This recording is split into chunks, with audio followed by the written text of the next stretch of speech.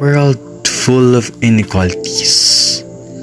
In a world where opportunities are not always equal, inequalities exist in various forms and affect every aspect of our society. They hinder progress, limit opportunities, and perpetuate social injustice. It dives deep into the lives of individuals facing hard times that kills them mentally and emotionally. Are you ready, Ma'am Gov? I'm always ready, Rhea. That's why we need to build connection sa mga taong nasa mataas na pwesto. More connection, more money, easy as that. Marami na pong naghihintay sa'yo sa labas. Gusto nilang marinig ang mga salita mo. Nandito na rin ang pinakamayaman sa Pilipinas. Ibang klase ka talaga, Gov.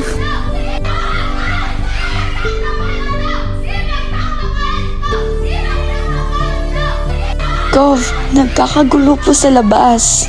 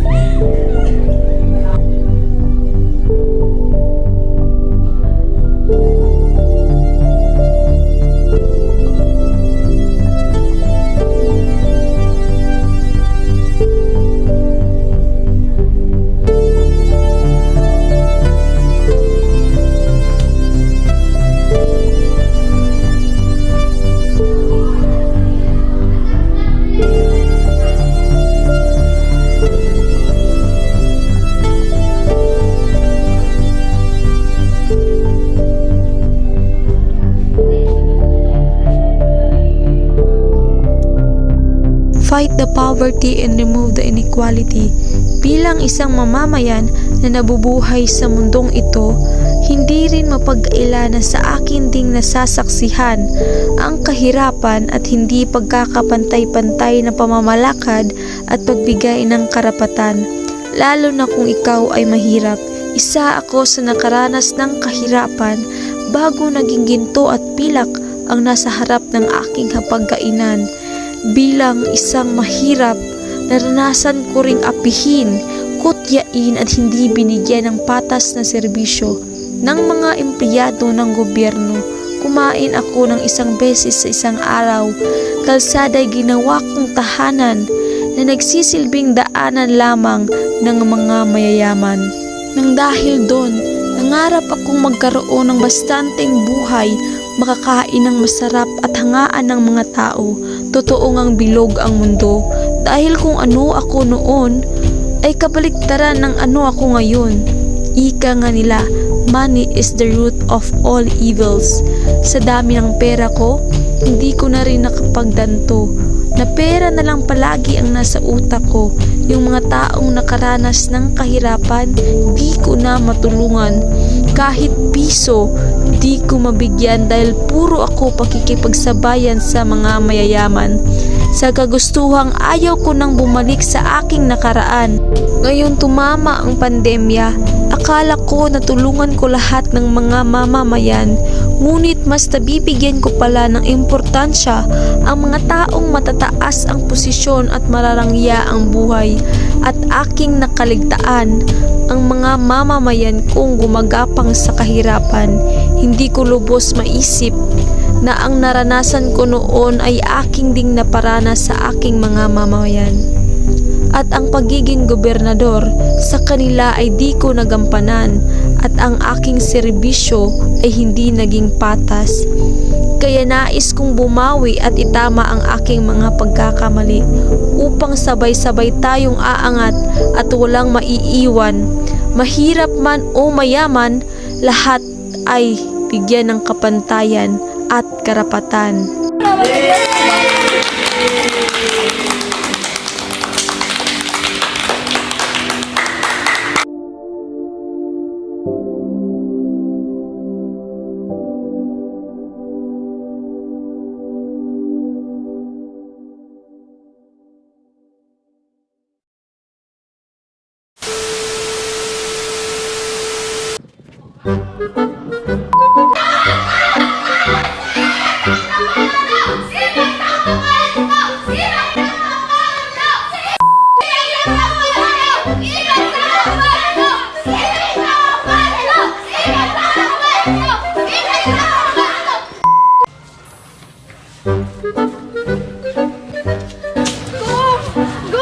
Gumising ka, Gov! Gov! Gumising ka! Lamog. Gov! Gov! Gov! Gumising ka, Gov! Ano? Gov! Gov! Gumising ka, Gov! Gov! Gising! Gov! Tama na na!